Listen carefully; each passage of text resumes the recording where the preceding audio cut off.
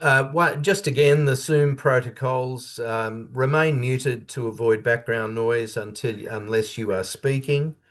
And very importantly, if you wish to comment or ask a question during the meeting, please use the hands up tool in your toolbar because it makes it easier for me as facilitator to see who's wanting to speak. So tonight's meeting is an excursion into the arts. It's not focused on the brain and how we think. Rather, it explores the other two centers of human intelligence, the heart and the body, with an emphasis on how we feel. Our aim is to explore the role that imagination plays in the spiritual journey, particularly through the creative arts, including music, poetry, and pottery. In the briefing paper, we have examined two examples of the use of imagination. The first is songwriting, and we have John Lennon to thank for his excellent composition. The second provides a nod to Honore Num and the Jesuit practice of contemplation, by which you place yourself within the scripture story. The challenge for each of us is to learn how to tap into our creative talents and enrich our spiritual journey through imagination. I would now like to provide another example of creativity. A friend of mine, Noel Stallard, is an accomplished poet. He has written and performed poetry on a regular basis for decades. Unfortunately, Noel had a clash tonight and cannot be with us. However, his work can be. I now invite Liz to recite Noel's poem, Happy and Sad. Thank you, John. Happy and sad. Before recorded history, there's legend you should know about two different cultures that existed long ago. The Happyites were one of these, a culture full of joy. The Sadonians, the other, seem to do things that annoy. The legend goes Euphoria did lead the Happyites. Benevolent, her husband, kept the peace through days and nights. One princess was Felicity, one prince was Sir Delight, while other children's names included Pleasure and Excite.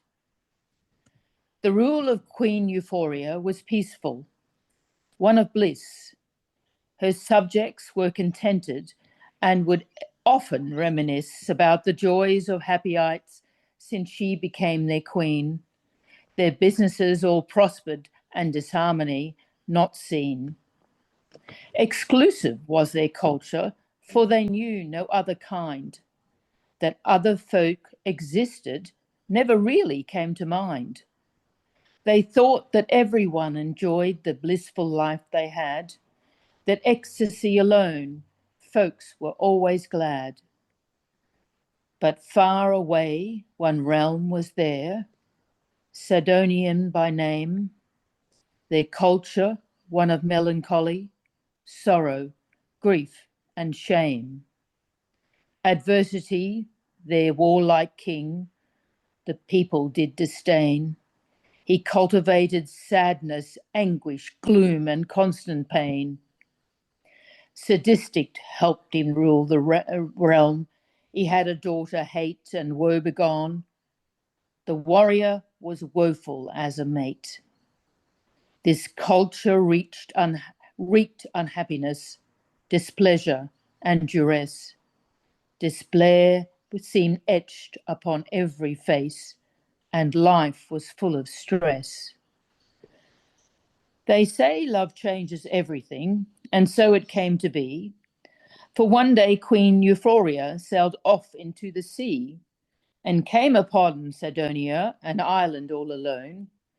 She saw how sad the people were, a sadness she not known. She met with both sadistic and adversity and said, "Please come with me, I'll show you how the Happyites are led." And when these sad Sidonians saw all this love and joy, They knew this other way of life was what they should employ. So legend says these cultures met, and like some magic wand, love permeated all their lives. It was a common bond. Happyonia, Sadonia, both sank in the abyss. Instead, Exactica was born, a realm of joy and bliss.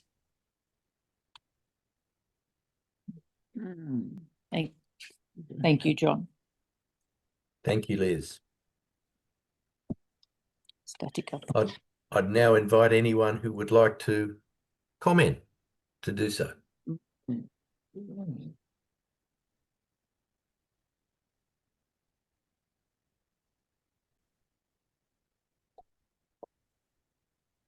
I actually like the last line of that poem where both happy and sad get together and Ecstatica is born.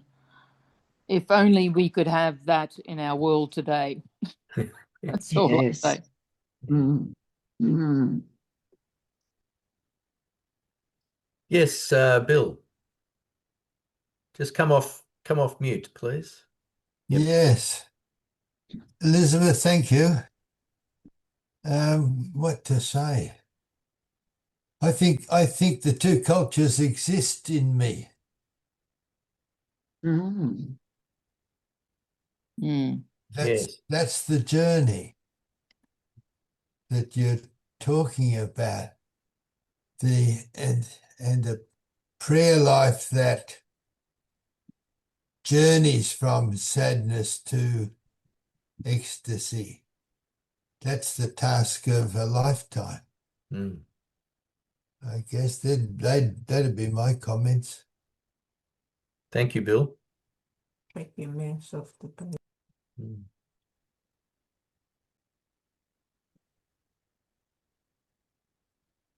Are any of you keen poets or keen on reading poetry? And if so, what do you read?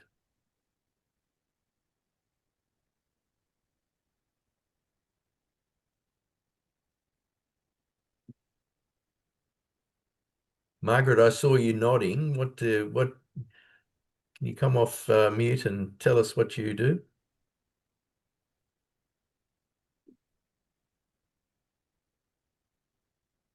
Right. Sorry, John. A bit fidgety here. I've had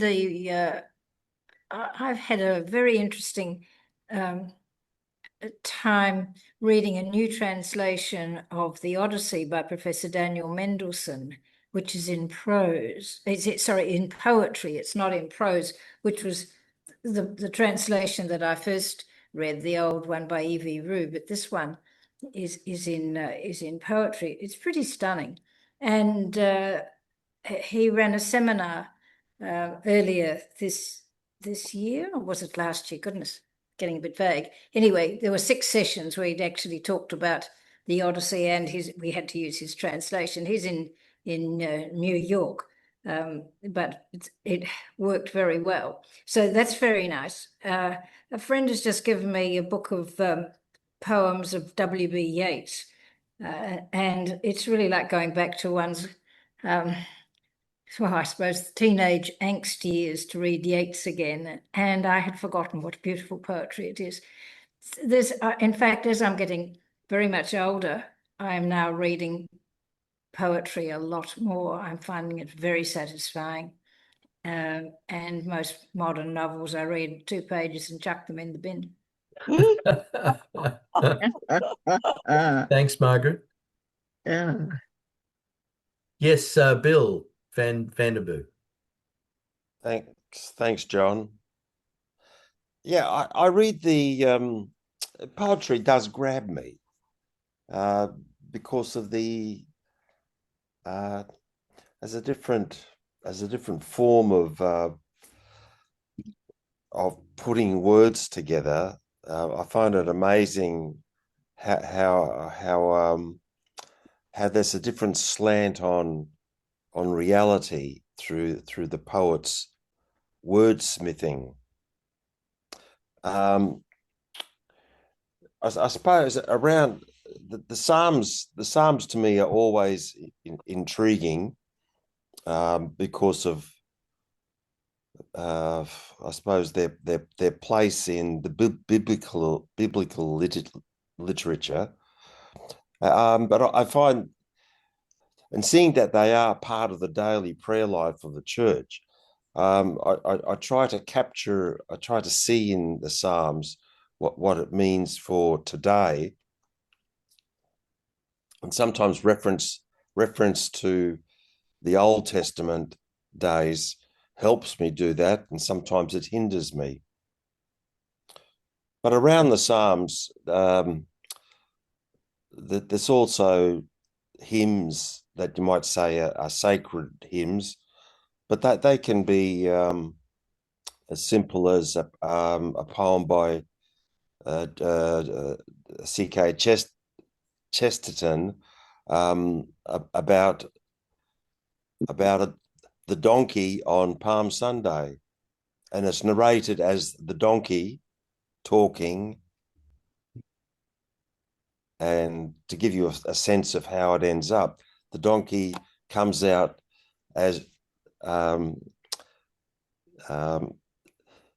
a jubilant mood, because at the end of the day, this dumb donkey has actually had the Savior of the world on his back. Yeah.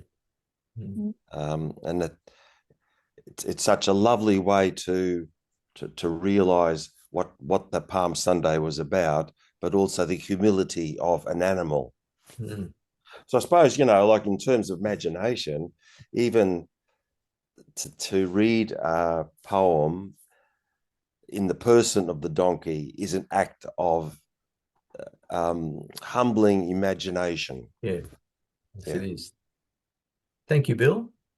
Thank I might mention before I go to Leanne, I'll just mention that I put in the chat a podcast called Poetry Unbound, which is run by a fellow called Padraig Otuma, and he will read a poem, then he'll unpack the poem and comment on it, and then he'll read it again. And I've got to say, the second time he reads it, it is far more meaningful than the first time. Leanne, please. Oh, thanks, John. I was going to draw attention to the chat. So the podcast, which I also subscribe to, and I think is an excellent podcast. Terry's also put in the chat Easter Saturday, somewhere between death and life. So 2 contributions in the chat. And my own contribution, I enjoy poetry of all generations, I suppose. And I like the way poets often explore things or explore a common phenomenon from a different perspective. And one example of that I've used in different sort of presentations when I'm looking at sort of that sense of the importance of creating time and space in our lives for reflection is a poem by Judy Brown called Fire. And she focuses not so much on the fire, but the spaces between the flames, the spaces that have to exist for the oxygen to come in for the fire actually to be generated. Okay. So she focuses on the space. And I love that way that poets can often explore the ordinary, but brings a different depth and perspective to it. That's good. Thank you, Leanne. Cartoonists tend to do that a little bit as well. I can see you, Bernadine, with your hand up. I'll come back to you in a moment. Michael, would you like to comment? Yes, thanks, John. I wouldn't say I was a systematic reader of poetry, but I am attracted to it, and I think it is fantastic for being able to transcend the limitations of our kind of rational mind. A couple of people I'd mention, firstly, Rumi, Yes. who was, internationally renowned Sufi mystic, and some of his poetry focusing on, what his experiences of love, the love of Allah, and studying a bit of Sufi mysticism. I'd make the point that in the last line ecstatica in the poem. Yep. Was that the right word? That's correct. Yep. Yeah. Yeah. So it was interesting. That poem is kind of like a dichotomy between the happy and the sad, like sort of separating them. But I think, as Bill suggested, it's like I can certainly relate to how they're both part of my psychology or emotion experience of life. And certainly the kind of idea of melancholy, gets hold of me sometimes, but then I'm lifted up. And so I think poetry is a good way of finding that. How people like the Sufis they started off with ascetic practices, self-denial, in order to come closer to Allah, but they ended up becoming an ecstatic tradition. Like they're focusing on the joy and the positivity of knowing Allah more intimately, more closely. And so the word ecstatic, I think one definition of that word is to stand outside oneself. So to stand outside oneself, to me, I take that as kind of standing outside of your ego, small ego self, and getting in touch with the bigger picture. And I think the poets are fantastic for being able to manipulate words that trigger that kind of response in us. And just one more person I'd mention is read a little bit of Julian of Norwich's work. So I think 13th century, 14th century Christian mystic. It was amazing how for her, in the midst of the Black Plague and much suffering, she had her ecstatic mystical experiences and was able to say, all is well, don't worry, everything's going to be okay. So it's kind of like she gave expression to her ecstatic experiences and, insights in the midst of incredible suffering and death all around her. So that's just a couple of things. I think poetry is fantastic. Great. Thank you, Michael.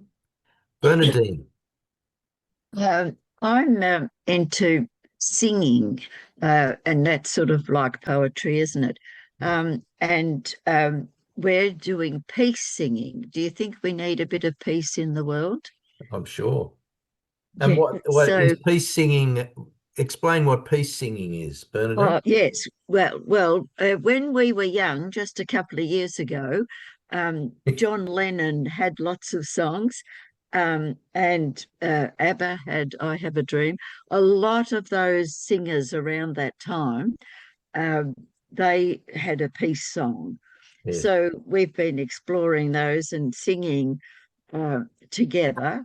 And we decided to, last year we started and we sang on Peace Day in September. And we got lots of people to come. We put the lyrics up and so many people just joined in. You could feel the peace going around and going out, doing some peace somewhere. Great. Yes, and so we sang a lot at Christmas time, and then Harmony Day was the 21st of March. So we did harmony song, peace and harmony songs. And I think there's so many people who can't watch the news anymore. It gets them down. There's all these, wars and all that. So singing lifts you up. So I think, instead of watching the news, they can just sing and lift themselves up, or they can watch the news and sing. So, yeah, so it's even, just singing peace songs to yourself is good. Thank you very much, Bernadine. Jim, we'll go to you. Yes, poetry has been, I'm a bit of a late bloomer when it comes to poetry, but I've come across some really good sessions, 3 sessions, often through what was now called to be, formerly the Aquinas Academy. And a guy named Michael Griffiths has done some great, sometimes Zoom, sometimes face-to-face in Sydney. And people like Mary Oliver or a little known one, Francis Webb, a guy had a lot of psychiatric issues and looking for where the mystery or the spirituality is in those poems. And when hearing Elizabeth talk about that, read that poem, I was thinking a bit like Michael and Tom, I think it was, about, yes, running through ourselves and our whole community. And tonight at a meeting, we're reading a book called The Tears of Things by Richard Rohr, and a beautiful book on the prophets. And one of the things sort of we'll have is something called the Shambhala warrior prophecy, sorry, and that's about how do we get to that point of the two things coming together, and it lands on compassion and insight. And I think Richard Rohr would add to that, you need the contemplative experience in order to that sort of close relationship with God, so that your prophecy comes from listening to God and listening to your surroundings rather than your own ego or reformist ideas. But yeah, so that's just a couple of things for me. Thank you, Jim. Again, would you mind putting those names in the chat for us so that we can follow up later? Okay. That'd be great. Going back to the John Lennon song, he obviously had a different song called "Give Peace a Chance," but in terms of the Imagine song, how did you feel about that song, and does his sentiments accord with your own spiritual aspirations? Yeah, that's an interesting one, because you've got to really look at it and understand what he's talking about. It sounds like he's against this and against that, but when you look at it, you can understand it a bit more. Do you think, or not? Well, I'm trying not to offer my opinion, Bernadine. Oh, I see. Okay, yes. Well, yeah. So there's we sang the "Give Peace a Chance" one just in between every now and then, just because that's all we're saying. Give peace a chance. Yeah, but there's a lot of songs from different people around that time. I mean, I would say that one of the things that in the John Lennon song that I reflected on was that I think it was Pope John the 23rd, John Paul II, who said, when will it be that Catholics realise that there is no place called heaven and there's no place called hell? They're actually states of being that occur to you in this life. Yes, yes, that's right. Anybody else want to comment on the John Lennon song? Yes, Terence. Just come off mute, please.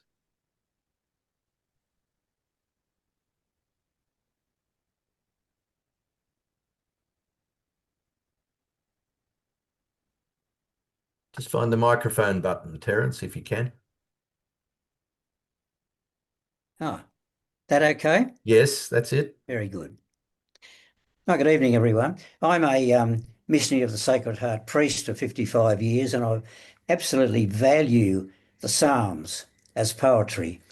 Coming from a background as a professional weather forecaster before I joined the congregation, we really need a very good imagination to imagine air moving and all the rest of it.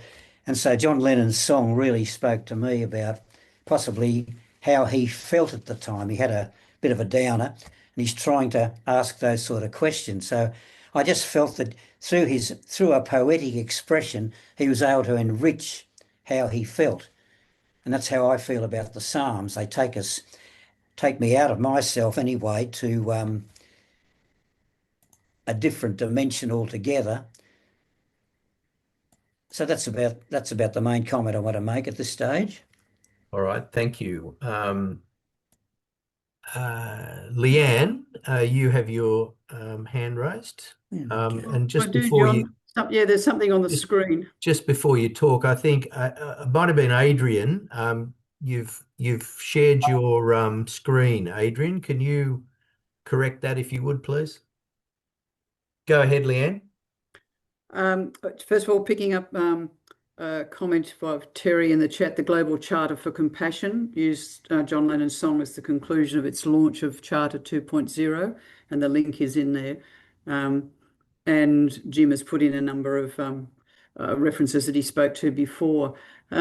Just going back to Imagine, I see it as very invitational, an invitation to reframe the way we address and think about and respond to the challenges. I think too many people would sort of dismiss it as just, unrealistic, it just is never going to happen.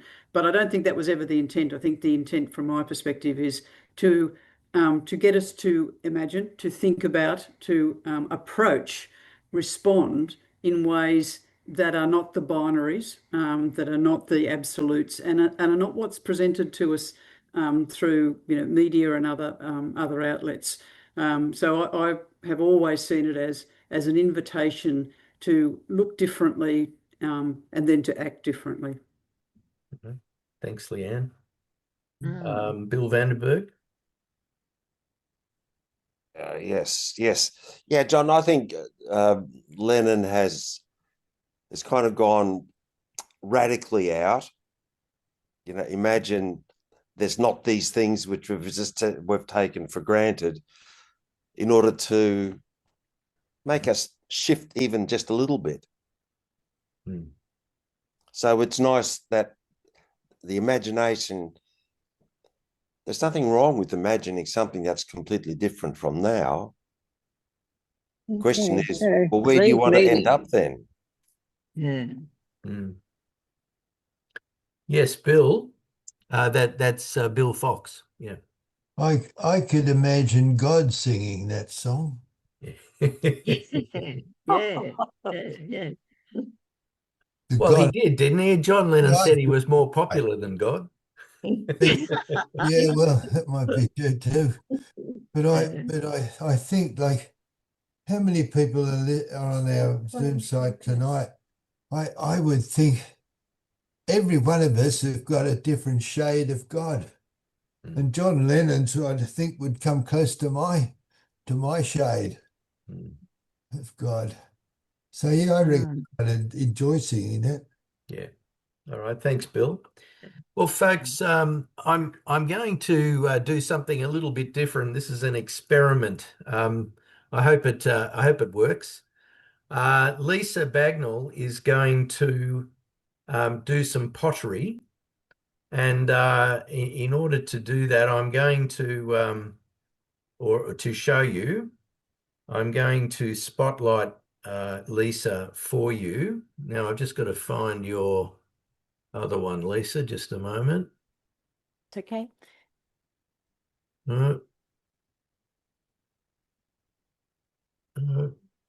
Hands. There we are. Excellent. Just a moment. Excellent. No trouble. Here we go. Okay. Awesome. Over to you, Lisa. Excellent. Thank you. Now I've been asked just to speak for 3 minutes, so that's what I'm going to do. So I am a wheel thrower. Fine. A pottery wheel thrower, but I'm going to do a little bit of hand building. So I'm going to multitask while I'm building.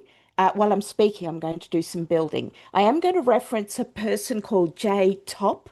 It's simply a person who has an idea that they shared in a published document that they published about the imagination and its necessity. And I found the words spoke to my to the energy of what we are here tonight. So they're just not like whatever, no more special than the rest of us, which means it's probably very special because we all are.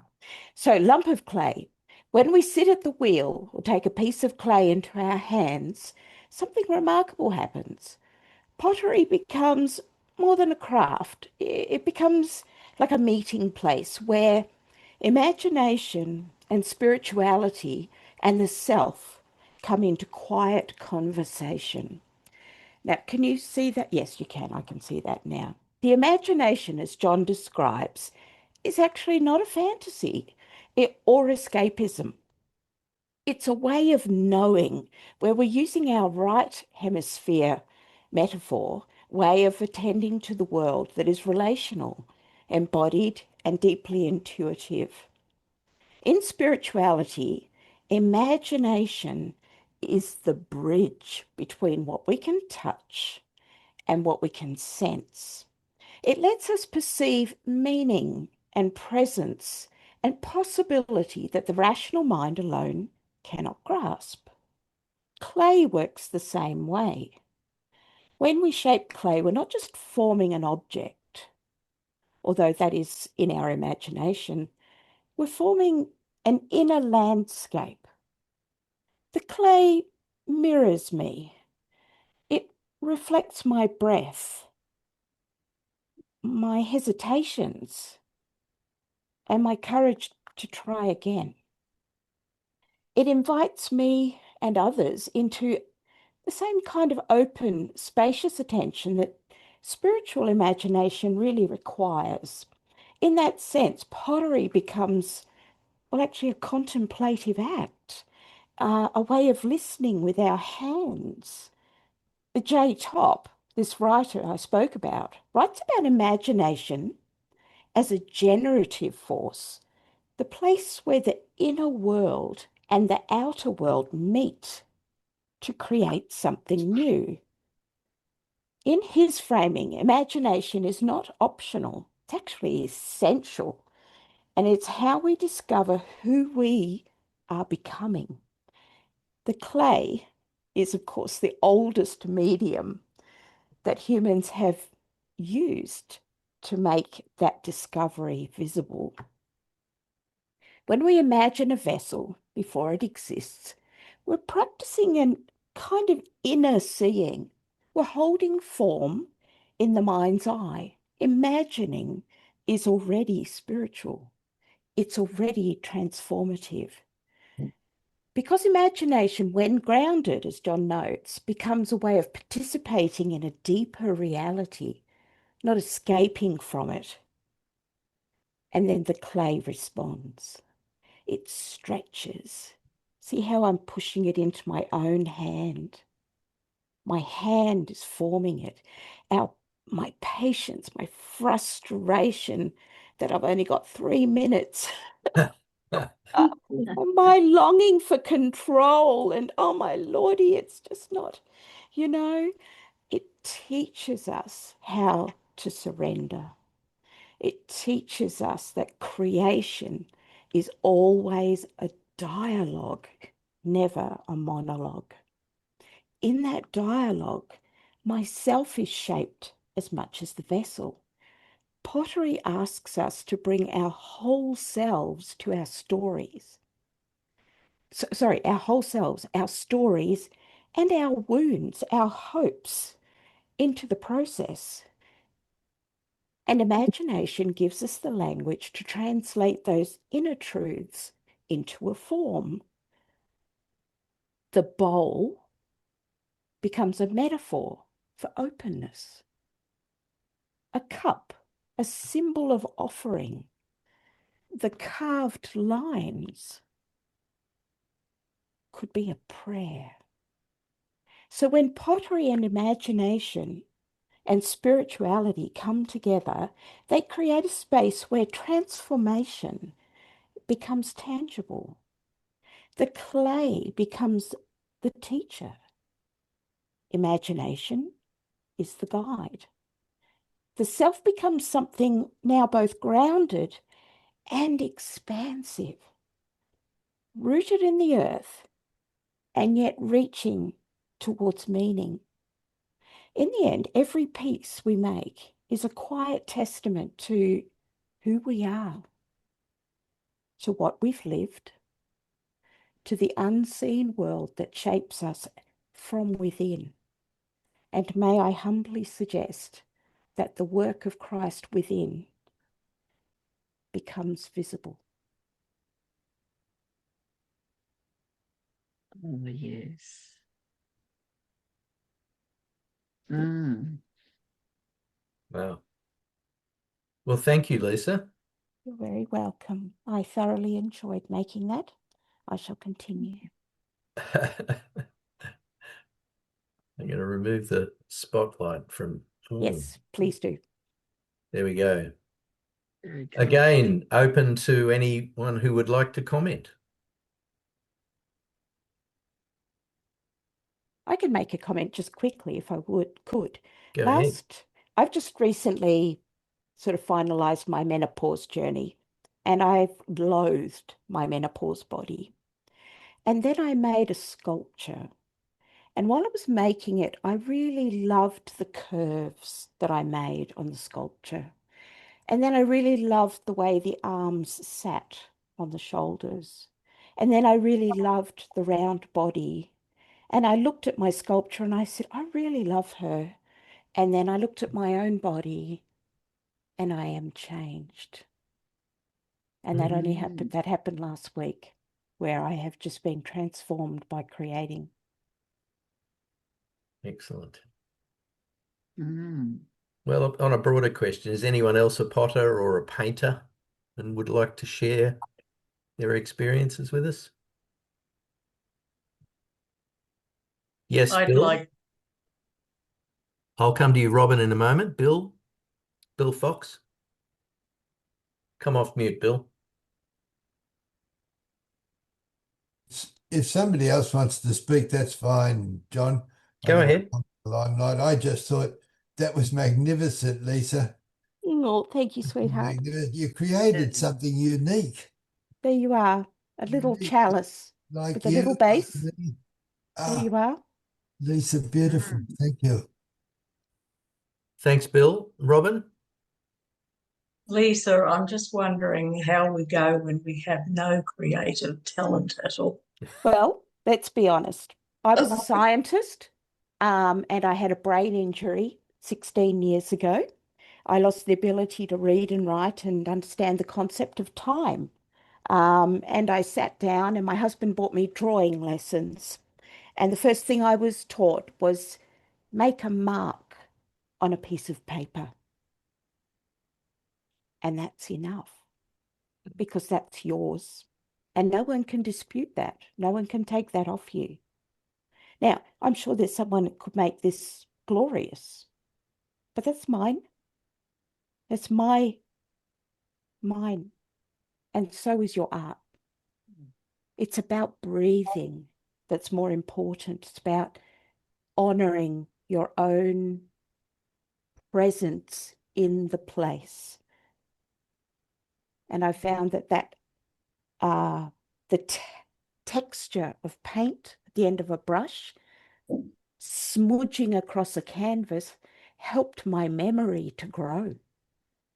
And so my therapeutic response, my brain did not switch back on again. I had to relearn everything. So my capacity was enriched by this ability to use another part of my brain. So I would say to you, Robin, how exciting that you have no limits, because it's untouched territory, and you can make no mistakes because you are you. Reminds me of Jeremiah and going down to the potter's house. Oh, my favorite. What a surprise. Very much. And the silversmith story, where the audience asked the silversmith, how do you know when the silver is ready in the furnace? And the man says, when I can see my own reflection on the surface. And that is how God sees us. So I've had a question for a long time in my life about the painting of the Last Supper by Leonardo da Vinci. And I always wondered why the 12 apostles and Jesus all sat on one side of the table. Yeah, it was for the camera. Could have been for the camera, yes, of course. Goodness, John. Yes, Bernadine. We're taking a Bernadine, selfie. yes. Who's that?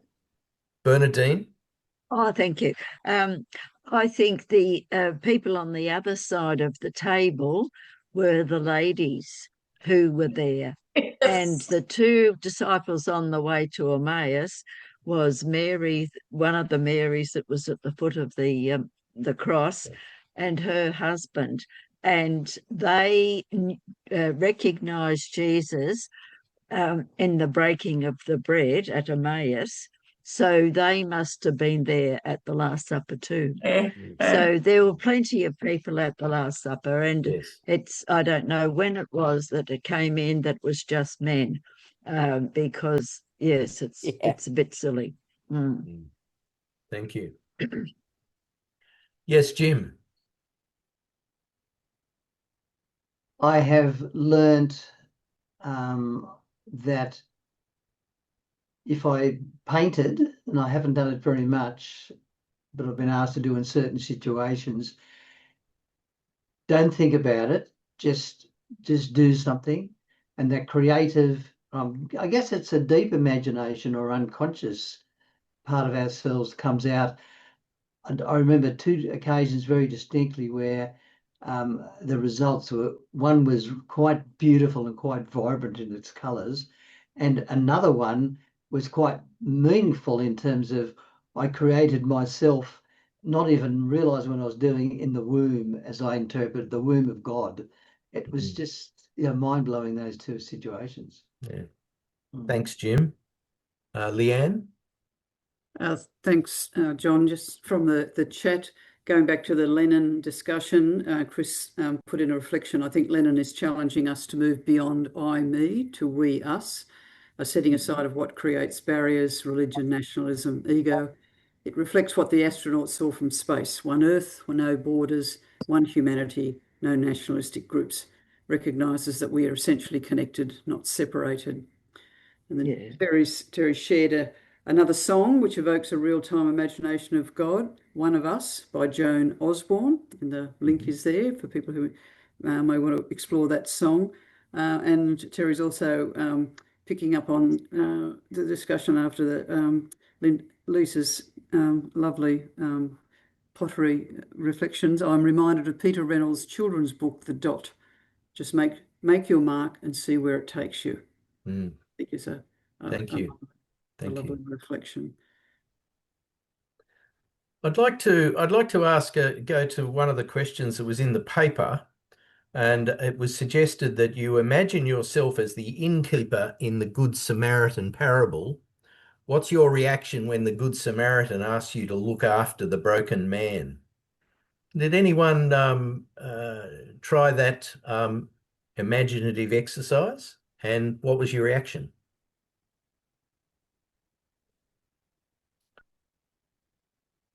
Yes, Robin. I love doing this with gospel passages, actually.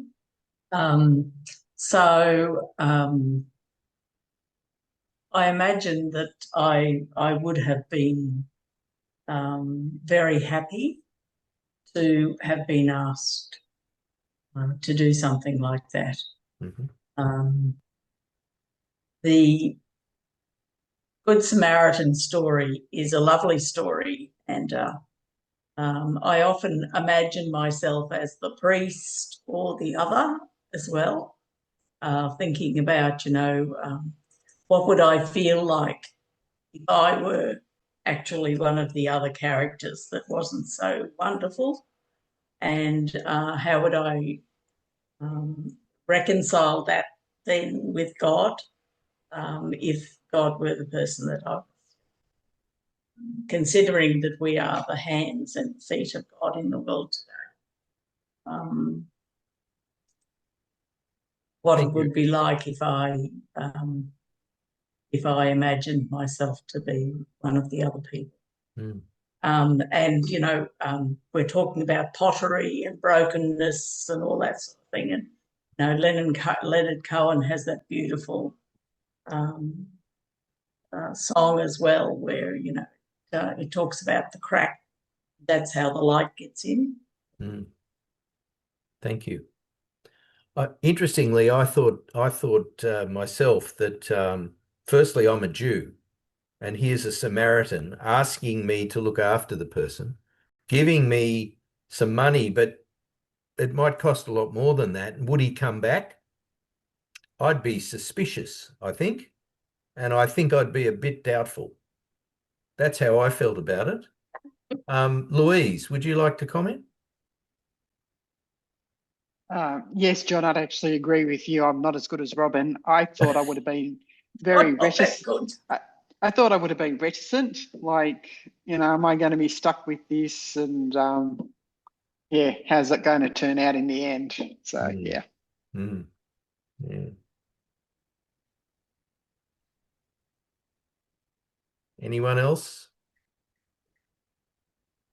John, I think about my time in the tourist industry, and an old time hotelier would have offered hospitality, but a new one would be counting the dollars before they took anybody in. Thanks, Terry.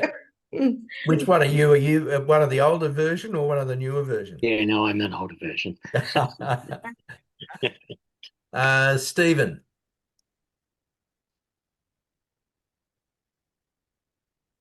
People were saying, they were saying, sorry, just picking up on what people said, and they had a rather, like what you said, a bit negative about how you would behave.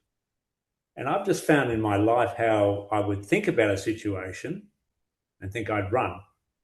And then sometimes when you're in the situation, something different happens and you surprise yourself how you responded.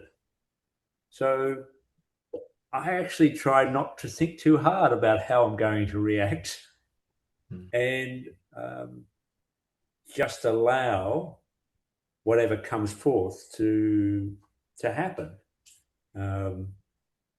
So yeah, it's interesting. Sometimes we think we behave a certain way, but then when we get into a situation, we sometimes do something different. Thanks, Stephen. Just going more broadly, are there others like Robin who like to put themselves inside the story and think about their reaction?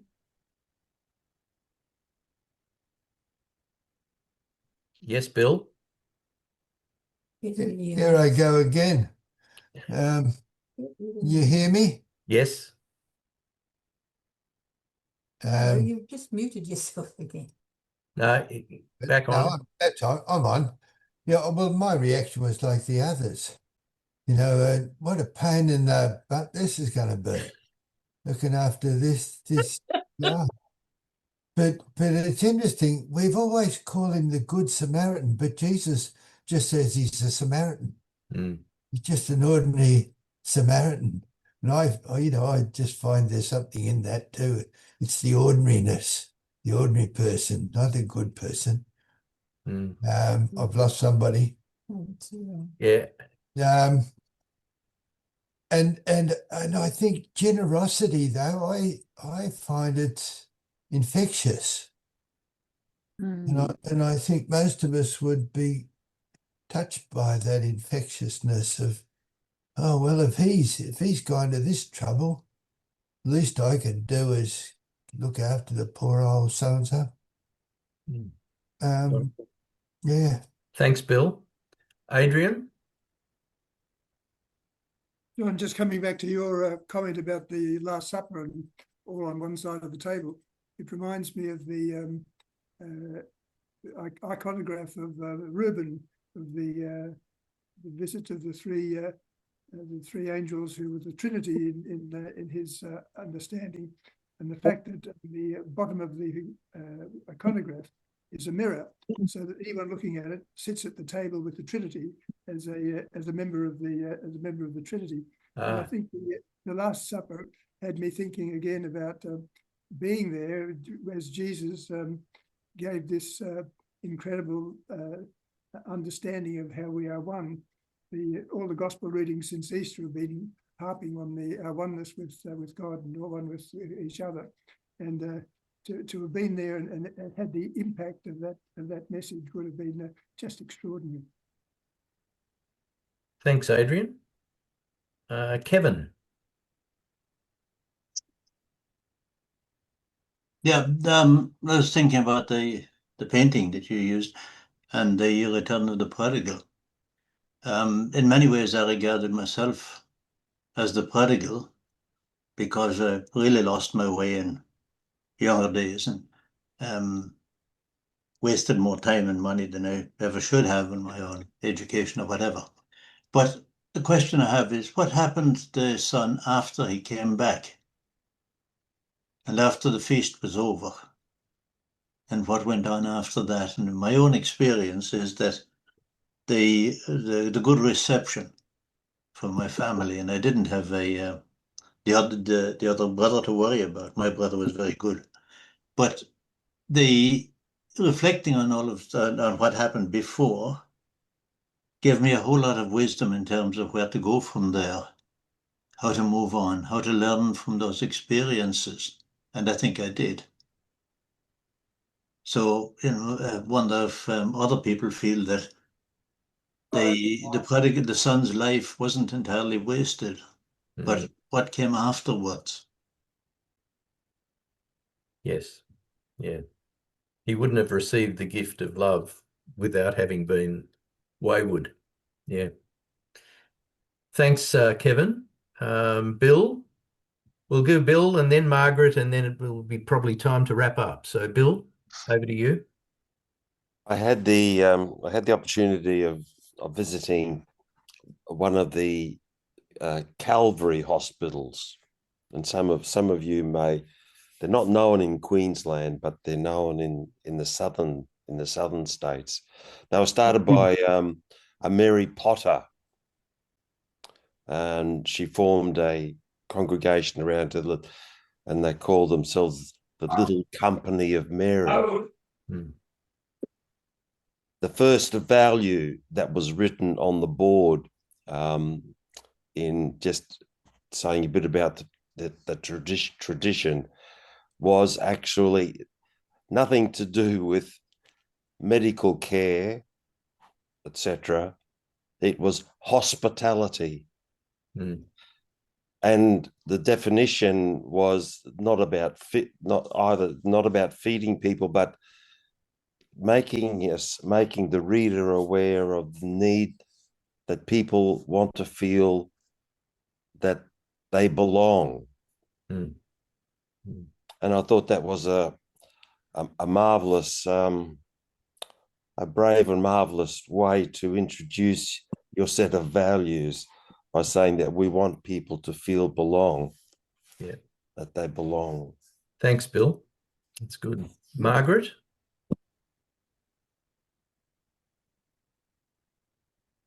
Speak? Can you hear me? Yes? Yes, we can. Okay. Just also on the screen. I was going to, I missed some of it tonight. I've had visitors here, and I was to get onto listen to this talk tonight. Particularly interested in imaginative view of the scriptures. And one thing I would just get on my hobby horse on is to do with the imagination, which turns into a legend of St John at the foot of the cross. Now, none of all four Gospels really state who was at the foot of the cross, and John's not there. And yet, and secondly, Jesus said repeatedly, "You all abandoned me tonight." Didn't say except one who would stay with him. So four Gospels have John not at the foot of the cross. Jesus said that they would all abandon him, and yet the legend persists. And I listen to it all the time on YouTube to do with religious talks, and they harp on John being at the cross, and he's the beloved disciple. And Jesus never have had a special beloved disciple of a male, one of the apostles. And so my imaginative thing is that when Jesus said, a mother behold your son, son behold your mother, it was to do with Mary Magdalene. She was the beloved. She was the one he appeared first when he rose them to death. And it takes away from the fact that she was there. On all four Gospels, she is there. John is not. And I just wonder how on earth you folks who are obviously well versed in the scriptures, how do you justify John being lost, a legend being perpetuated down through time? Does anyone have a response to that?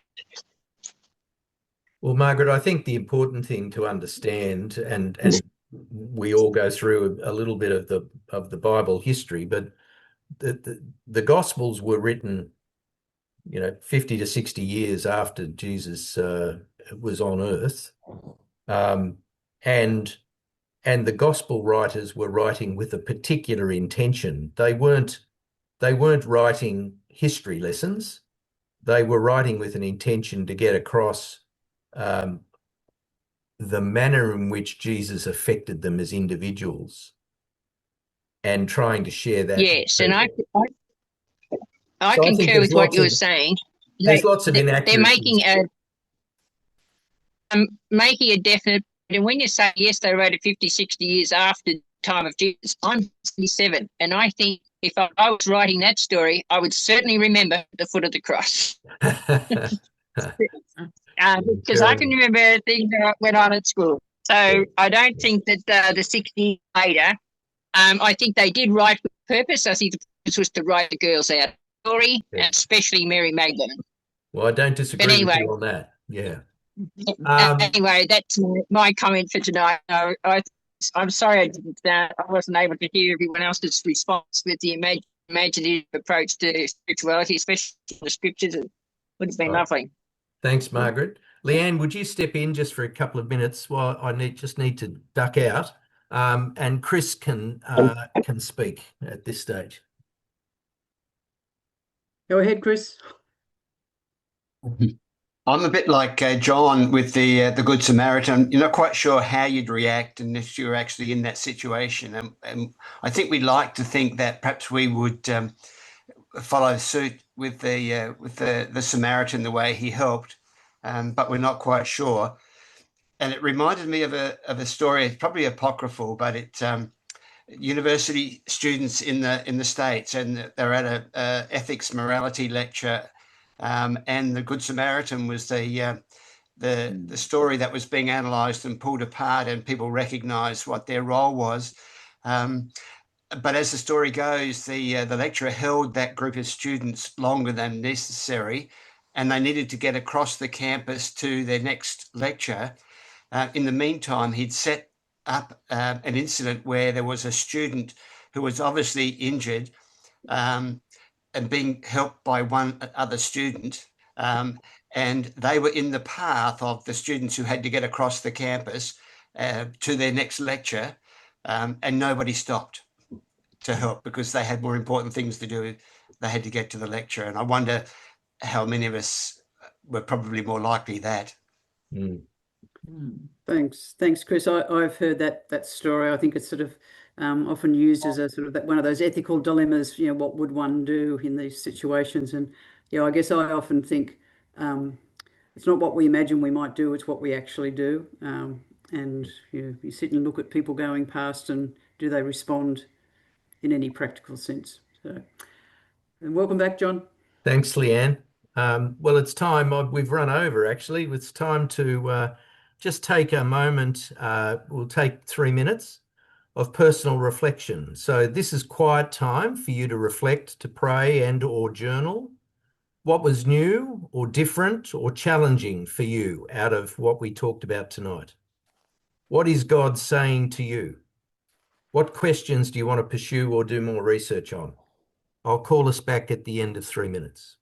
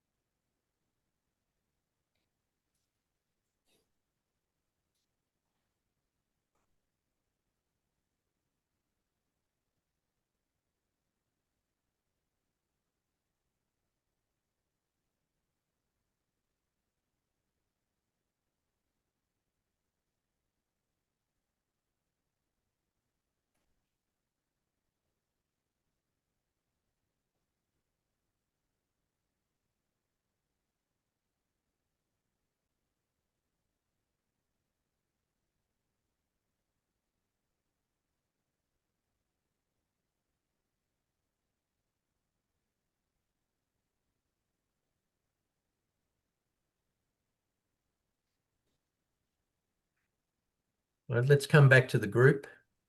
Hopefully our discussion tonight has encouraged you to be more creative and to use greater imagination in your prayer life and in your daily activities. Can you commit to making one small change in your daily practice? Read a poem, listen to a musical piece, reflect on a Byzantine icon, do some free drawing. The opportunities are endless. A special thank you to Noel Stallard and Liz Jones for the poems. And by the way, I'm going to ask Liz to recite the poem after we finish this meeting, the second poem. Thanks also to Leanne for managing the chat room. Please keep spreading the word about St Lucia Spirituality. We're tapping into a true need in our community for discussion about the issues that we have debated tonight.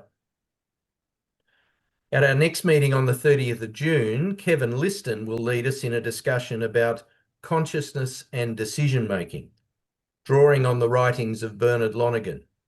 We hope you can join us for a discussion on this important topic. If you're with us for the first time tonight, I would encourage you to subscribe to our monthly newsletter, which you can do at the bottom of the homepage on our website. This concludes the formal meeting. Have a wonderful week. As usual, the meeting will remain open for a further 15 minutes for those who wish to continue discussing the topic. And with that, I'll invite Liz. Those who need to go can go, but I'm going to invite Liz to read Noel's second poem, I Don't Know. Thank you, John.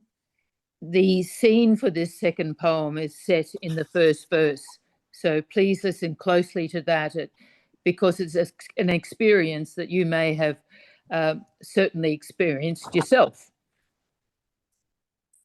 I don't know if you remember or you've ever walked among the rainforest of Australia, where a tapestry is hung of so many varied colours, smells and sounds of woodland life. And this tapestry can help reduce those times of stress and strife. In the forests of Australia, there's kaleidoscopes of trees.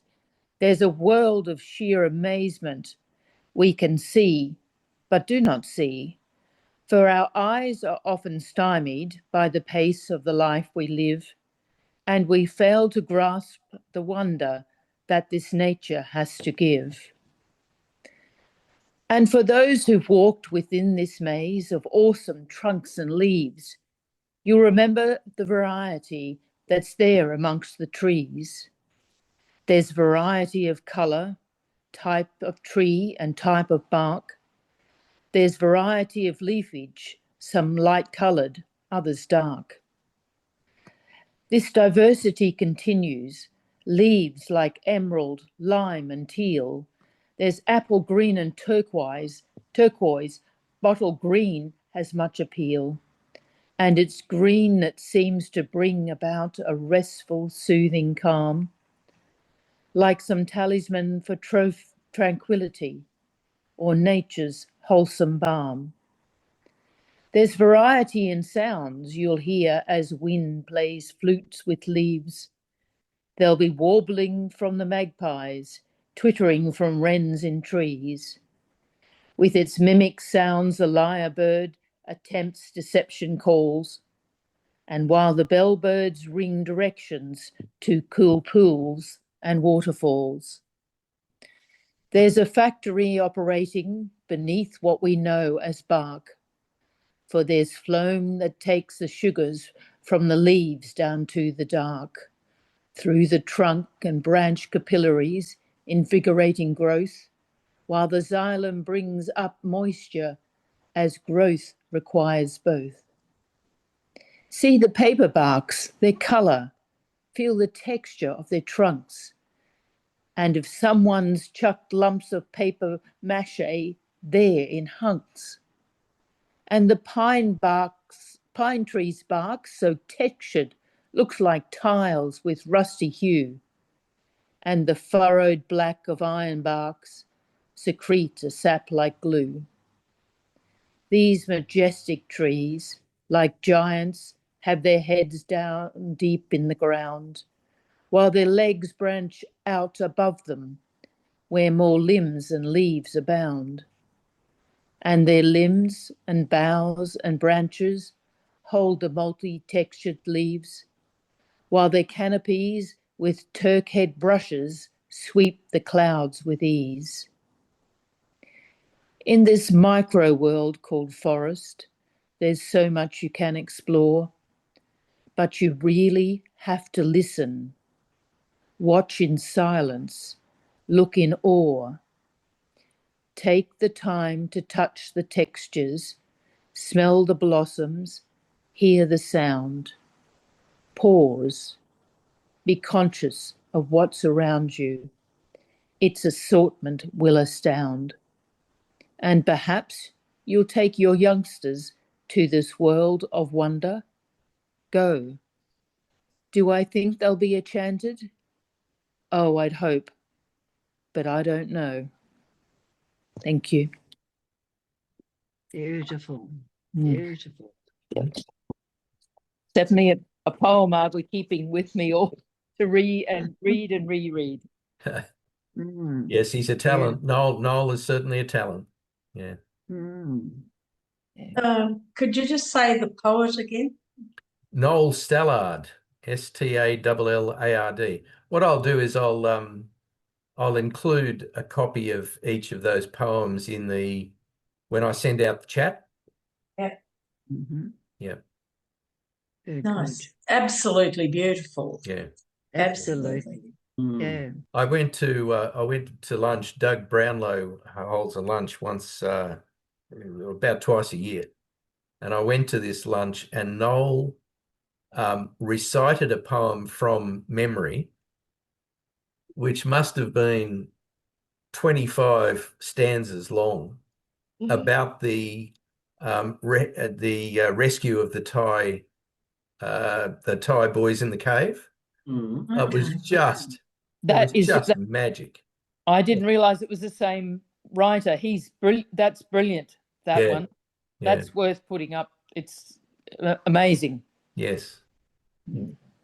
Does he publish, John? That's a good question. I'd have to check. I think he may have published. Yeah. Yes, Liz. Come off mute, please. Yeah. Yes, I know Noel, and he has published several books that I'm aware of. Okay. Of poetry. Yeah. Yeah. I'm going out to look in the bookshop. I think he has a website where you can order them. Oh, thank you. I'm just looking at it.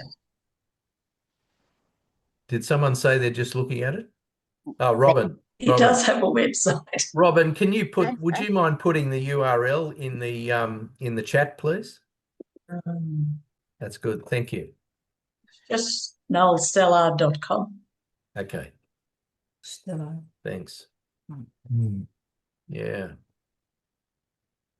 Well, what did you think about all that, folks? That was a bit different from our normal chat, wasn't it? Yes. Very different. It was very good. Very good. I could just imagine. Say the poets. Sorry. Go on. They say the poets are the prophets. The poets are the modern day prophets. Ah, okay. Yeah.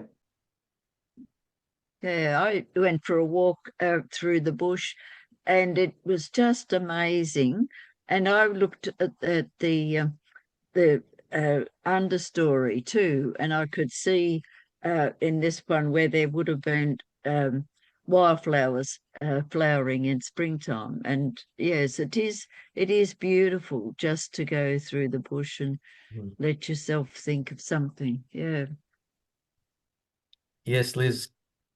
I'm a bushwalker. I can relate to all of it. I like walking, but walking in the bush is just so special. I think I come from the bush. I have of late been going down to a park that is right next to Genevieve Behan's block of units, and I sit in the park, and it's amazing what goes on around you that you don't notice. So I sit there and I look at the ground and I see the ants and I see the different types of insects that are crawling around. And then I look at the trees and the birds are flying to and fro. And I could walk through that park and not see any of that. But if you actually take the time to sit and see, which is one of the points of the poem, to actually look and see, you see so much more of creation. Bill Fox, did you want to say something? Just to finish, I think up until tonight, I thought that poets and painters come closest to the mysteries of life, expressing them in their tumble of words. But I think I'd have to add potters might be part of it too. But poets, painters, and potters. Yes. Yeah. Kevin. I love all the talk about wandering through the rainforest, and I grew up on the countryside, and really love just taking the time, as you did, John, to stop in the park and actually see so much there that I might not have noticed for quite a while. But not to take away from all of that, I find that the rainforest of the shopping centre absolutely fascinating. If you take time in the shopping centre just to stop and watch the people and look at them and make sure that you're not obviously examining anybody, so be careful about that. But seeing the people as they wander through and the expressions in their faces, the gait, the pace, how they either avoid other people or make way for them and give way, and go into the supermarket then and watch how people go through it. One of the fascinating parts I find is when you find couples going through, and sometimes one of the couples is there obviously totally uninterested, not caring, has nothing to do with it.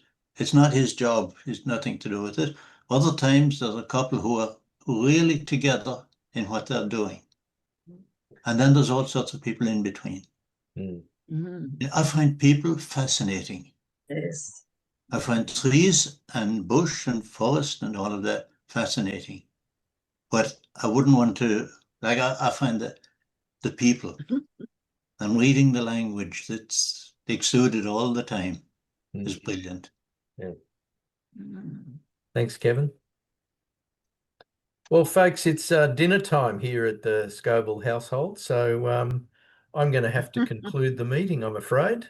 Thank you all for coming, and thank you, John. We'll see you next time. Look forward to your presentation, Yes. Kevin. Yeah. I hope it'll be worth it, yes. Okay. Very Thanks, good. guys. Thank you, everyone. Thank you. Bye. Thank you. Bye. Bye. Bye.